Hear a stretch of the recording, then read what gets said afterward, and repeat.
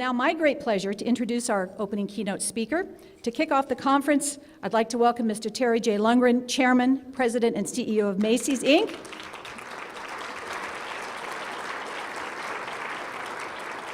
He wanted me to keep it short. I have a lot more I could say about him, but I would like to just say we appreciate his leadership and his dedication to the development of future retail leaders, and we welcome him this morning.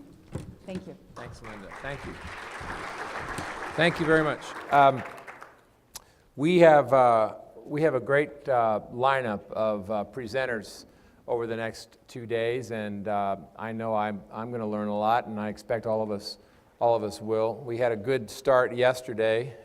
Myself and some of the speakers were also on campus yesterday, so we had a great opportunity to meet some of the students and spend time with them, listen to their questions and thoughts. And if you haven't done so, I really want to encourage all the companies who are here to get involved with our center because it is now the largest education facility in America for grooming the future leaders of the retail and wholesale industry. And so we have 510 students there now. It's growing significantly, double-digit every year, every quarter. So we intend to make this significantly bigger still. I just want to encourage everybody to make sure you get a chance to meet these young students because unlike me, these individuals actually knew what they were looking to do after college graduation, and it's something to do with our industry.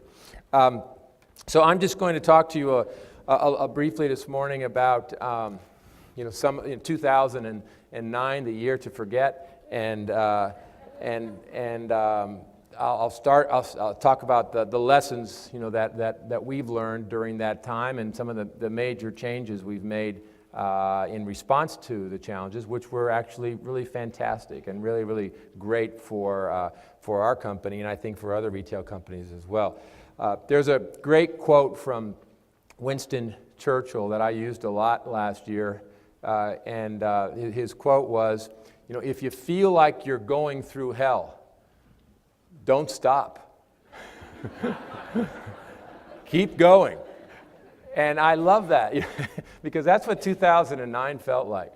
And of course, the answer was just with Winston Churchill's advice was, and that is to keep charging forward and keep moving ahead. And keep searching for change, action that you need to take in order to become a better country, a better business, a better individual when you get through that particular period.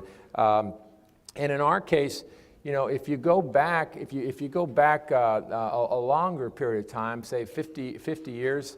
Of our own history, which we've had just a tremendous amount of history in our company, Macy's Inc. We had 75 different companies underneath our what is now the banner of Macy's Inc. And so while not every, but a very large percent of the family-owned department stores in all the cities around America, I grew up at Bullock's in Los Angeles, but there was Foley's in Texas, or Sanger Harris in Texas, or there was Filene's in Boston, or Hecht's in Washington, D.C., and Levy's was here in Tucson. All of these stores and 70 others are now what was called Macy's Inc. And under the names of either Macy's or Bloomingdale's, 810 Macy's and 10 Bloomingdale's. So lots of changes in our company. That I thought those were magnificently major changes when we made the decision to change all those brand names to Macy's just 3 years ago. But in fact, we've had much bigger and more important changes in the last couple of years, and that have been much more significant in my opinion. So when we talked about 2009, where we made a lot of the big decisions, I could also stop and talk about the unemployment numbers that came out this morning, 460,000 new jobless claims, way higher than what the administration was forecasting. This is not surprising to us and to most retailers, because we're not hiring, at the sales associate level in big ways. We're learning to live with less and have higher productivity. And if we're not hiring, we represent in this room 1 in 5 jobs in America. So, if we're not hiring significantly, then how can the economy be hiring significantly? And so we knew some of these numbers that are coming out, perhaps before the administration knew some of these numbers, even though they are tapping into us and asking us about it. But that was bad news for Wall Street today and the stock market this morning. So I'll talk about March sales in a second, which is good news. But that's going to probably offset that early good news because of these surprises to some, again, not to retailers, about the jobless claims. But I'm not going to focus on those things. I'm going to talk about the things that we've learned and the lessons we've learned. And I know that other retailers and other industry executives who are going to be speaking today will do the same. Talk about innovative ideas and solutions to moving the business forward. In our case, we started thinking about this some time ago. Certainly in the fourth quarter of 2008, when Lehman Brothers collapsed and Merrill Lynch was absorbed by B of A in the same weekend, we all understood that something was seriously was going on here that was going to impact consumer confidence, and of course it did. And it didn't take long for most retailers to figure out that by late 2008, that 2009 was going to be a tough year. It was coming so fast and it was becoming so clear. So many things were being impacted: housing values, stock market crashing, 401k plans disappearing. All these things you just knew were going to impact employers' decisions about hiring and consumers' decisions about buying. And since 2/3 of GDP in America is driven by consumption, if consumers stop buying, then the economy is going to malfunction. So, you could just see the writing on the wall by probably by November of 2008. So, in our case, it was right about then when we had been thinking through bigger ideas and bigger plans and made the decision to execute all of them in 2009. Everything we had on our books and our plans that we were thinking about doing over the next 5 years, we said we're going to do all of them in 2009. Because it was going to be a year of distraction, it was going to be a year of chaos, it was going to be a year where the consumer was going to pull in, so why not be completely distracted in a year like that? Get it all out on the table, do it all, so that in the event that the consumer does come back in 2010, and I don't think any of us could forecast that would be the case, but you'll see some March numbers which may imply that it is beginning to turn a bit. We did all of those things, and I think it's going to pay off for our company and those companies who took those aggressive actions in 2009 to get ready for the future. In our case, what it was about My Macy's, and that was organizing in a very, very different way. 2 years ago, I had 7 operating divisions with buyers living in 7 cities, planners living in 7 cities, marketing teams in those cities. 2 years before that, we had 13 divisions. So that is our history. That when we acquired all these various companies, they had operating divisions in all those places. And so the good news is we acquired a lot of talent, but we also had a lot of infrastructure there. And as our divisions got bigger and bigger, when we went down from 13 to 7 and ultimately to 4 over a year and a half ago, now our buyers and our marketing teams were trying to buy for and assort to 200 stores each, and that's just really hard to do because you just really don't know your customer.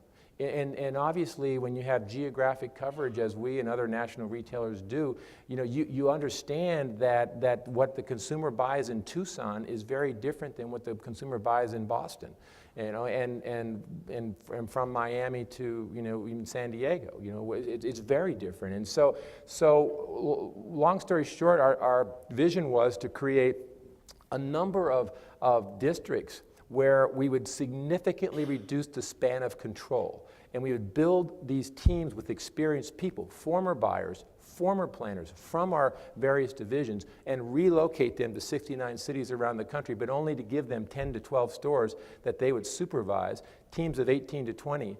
And again, experienced former buyers, former planning executives, and the like, and move them to these 69 cities. The stars are our reporting structure, or the regions, or the districts report into, but the dots are where this local supervision is occurring, clustered by groups of our stores, and this has just been. It was a bit of a risk, of course, 1,600 jobs, and not inexpensive jobs, because they're former buyers and former planners, and to relocate them to all these places, it was certainly a bit of a risk.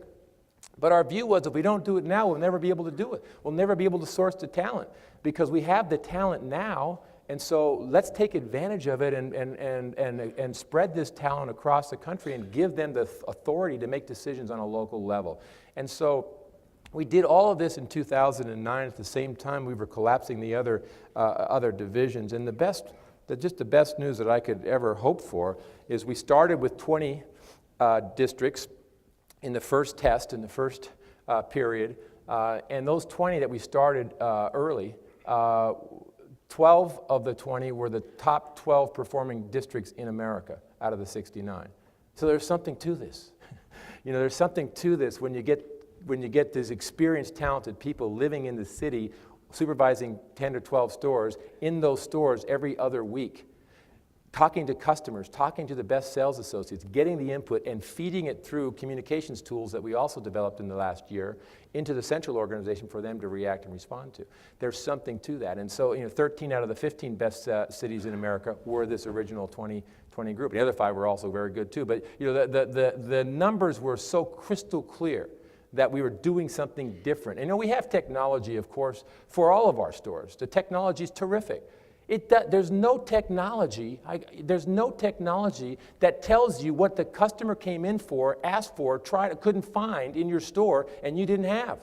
There's no system that's ever been made to capture that information. That's human information. And that's anticipation information as well, coupled with what that feedback you received to capture and to send into the central organization to respond to. So this is so important for us that we know that's the reason why these initial pilot districts did so well. And so now we've rolled it out to the entire country, and you'll see the performance in February was performance in December for us was good. Performance in January was good. I think 3.5% comp in January. February was up 3.7, and it was good. And the March performance just came out this morning, and our technology is so good we were able to get March results. We just came out a couple hours ago, and here's the slide. And there's this is all good information, but I really think what you'll have to know, and everybody's got a story to go along with each of these numbers. Nordstrom's and Saks, terrific month for both of them, but both acknowledged that it was a difficult year last year, so the comps are relatively easy. Kohl's had a terrific month, and I think they were also a good performer last year as well, but acknowledged that they're going to have a double-digit increase in April because of a shift in the calendar. So what you have to see is we'll have to look at March and April together, because Easter came at the end of March this year and is in the middle of April last year, and obviously there's a lot of promotion that gets moved around that as well. But all in all, you got to look at these and say, this is really encouraging numbers. This is encouraging that the consumer is coming back and is responding, to the value that all of these stores have offered and presented, in this period. And to me, this is a good sign that we have potential to capture business improvement in the months ahead of us as well. Some of the things we've learned.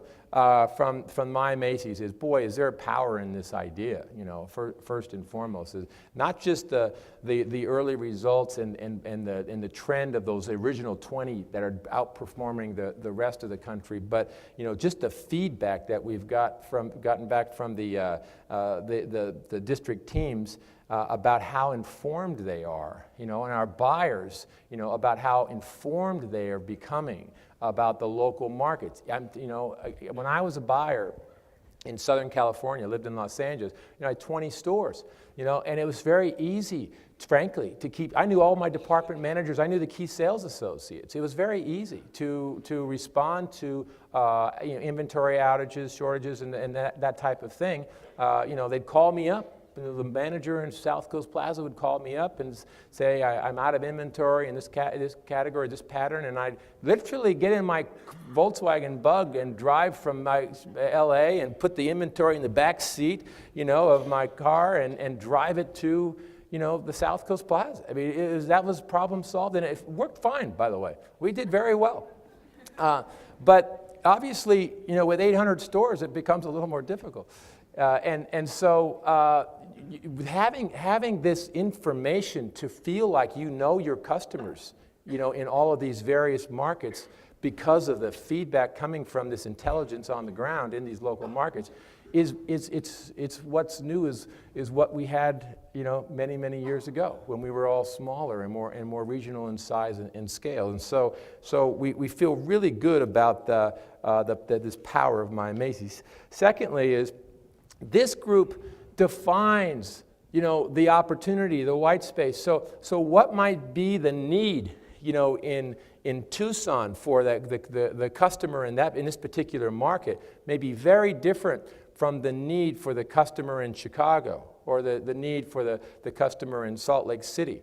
But for that again, it's not just anybody, it's not just a store line only person, it's a former buyer or former planning executives who've been involved in these decisions in the past, saying that in our case, there's a big opportunity in the young contemporary female category, age 18 to 25, that we're not addressing. Boom. Rachel Roy, that's the opportunity, and and then they define the white space, and then we fill the void with the opportunity. And in these cases, all here are just 3 of the examples of we've actually gone to these guys. These are all exclusively sold at Macy's now, and that trend is really important and really happening, and I think it's happening for other retailers as well. And it's to me, it's very positive because it's what we all learned in our first econ class of getting supply and demand back in shape again. And if you want Tommy Hilfiger, you're only going to find it at Macy's. So if you like the brand, terrific. You're only going to get it in one place, and there's a lot of demand in that regard, and that's why it's performed as one of the best performing brands in the entire company for both men's and women's apparel. Rachel Roy, we created with her to fill this white space void for this young contemporary woman. That's been a complete home run, and Kenneth Cole just announced his reaction line will be sold exclusively at our store. And we have many others of these, as you know, Ellen Tracy, Martha Stewart. We just announced a new relationship with Madonna, which is really a young junior line that based more on her daughter Lourdes. But so all of these things I think are about where's the opportunity in filling in the white space. Next is size. This is also on the white space thing. This has been so important. How would you know, other than being in the store, that the average household in Provo, Utah, has 6 children? My family. I have 4 sisters and a brother. 6 children. That was like 100 years ago. Okay, so no one has 6 children anymore. Or it doesn't seem. They do in Provo. That's the average. We didn't know that living in New York City. So we know that now because this district team has made this crystal clear to us. We need big pots, we need cooking things like this, and so fill the void, fill the void. Chicago, they want fashion, they want low heel pumps. It's a walking city, lots of career women, and by the way, size 11 is a really big, important size for that woman. I said, size 11, that's me. I wear size 11. Well, no, women, so We wouldn't have known that, and obviously you kind of do know that fleur-de-lis is important for the New Orleans Saints, but they want it on their jeans. They want it not just on their baseball caps, they want it on everything. And so in New Orleans, we have this whole setup of all fleur-de-lis product. Again, wouldn't sell in Tucson, but it sells like crazy in a local market where you understand the consumer. Next is just pure size. It's been positive for us and helpful.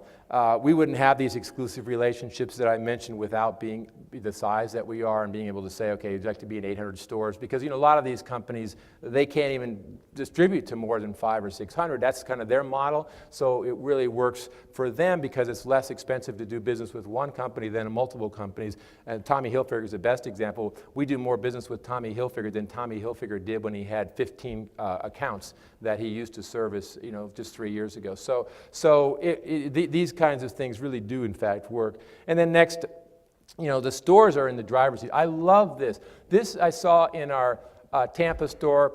I do most all of my store visits unannounced. I don't tell the store I'm coming. I just show up. I have all the data. I have the store manager's cell phone number, and I have all the sales for that month and day and by category and the like. So I'm well prepared, and they're shocked when I show up. And it's great. We always say they have a little mild heart attack, and then they get off the floor, and we walk through the store. But I go through the Tampa store, and this is what I see on the employee entrance.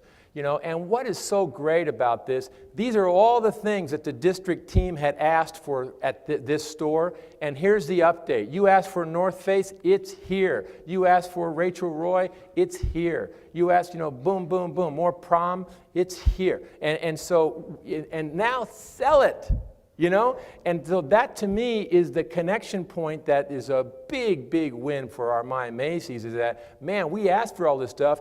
We got it. They gave it to us. So now what do? We got to sell this stuff, It's the responsibility shifts. The buyer, the planner did their job. The responsibility now shifts back, the ownership shifts back to the stores. They own it. And I just love, that. Because that's a guaranteed sale. And then next is technology. We spent last year, obviously the malls were not developing, centers to the same degree they had in the past. We took all that capital and moved it right into technology. So we added so much technology this past year, new systems to communicate from these district teams, communication tools into the central organization, make it easy for them to filter it through and to respond to all of their requests. New systems for allocation, new systems for assortment planning. All vendor portal that was just installed this last year. So our vendors can now see the performance of their merchandise by store, by location, at the same time our buyer can see it. It's just good for us. It's just more eyeballs, on the opportunity. So the technology piece has been really important. And then 6 is I've declared myself as the chief customer officer of the company. And I take that role very seriously. In that every decision that I make with my executive team will be made with the customer in mind. So is this something the customer would vote on? Is this something the customer would approve on if we make this change? And I will not say that every single one of these decisions that we'll make, we would only do it if we asked 1,000 customers and they all said, yes, do that, because you couldn't run your business that way. But the key is to make sure that the customer is in the room. The customer is getting a vote and getting the voice being heard, so that we make our decisions with intelligence and do it in the right way. And as we're doing it, we've aligned ourselves with a company called dunnhumby, which I'm so excited about. And dunnhumby is a consumer insights organization that mines through millions of bits of data, and of course, like other retailers, we have a very, very rich database about consumer behavior, consumer purchasing, and that coupled with our own research, which may be the largest research organization now in retailing after Walmart, gives us extensive information about consumer behavior. And so dunnhumby is able to predict all of this. If you did this, you were most likely to do this. The latest example we had was Clinique Foundation, and that is that more than 50% of women who bought Clinique foundation product within 10 days purchased earrings in our store. What? You know, and so I don't care. Just send them earring catalogs. You know, I don't. You know, it's okay.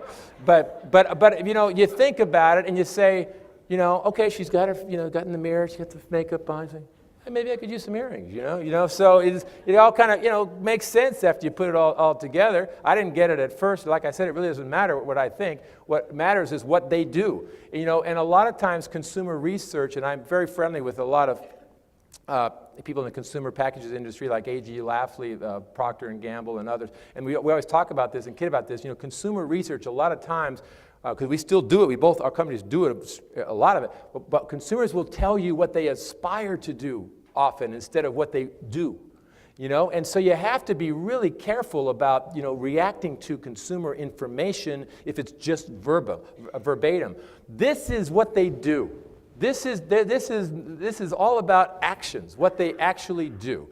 And to me, that's the greatest consumer research. And if you can define, you know, characteristics of what customers look like based on their shopping patterns and their income brackets and all these various things, the predictive analysis is very powerful. So I feel really great about the potential of dunnhumby, particularly as we get all this data accomplished in 2010 and executed more into this year and into 2011. So with that, I'll just say to you that 2009 was one of the most challenging years that any of us have gone through in our industry. And in my case, I wouldn't have traded it for anything because it was the best education that a retailer could ever receive. And it was almost free. So thank you for listening. That's my comments today.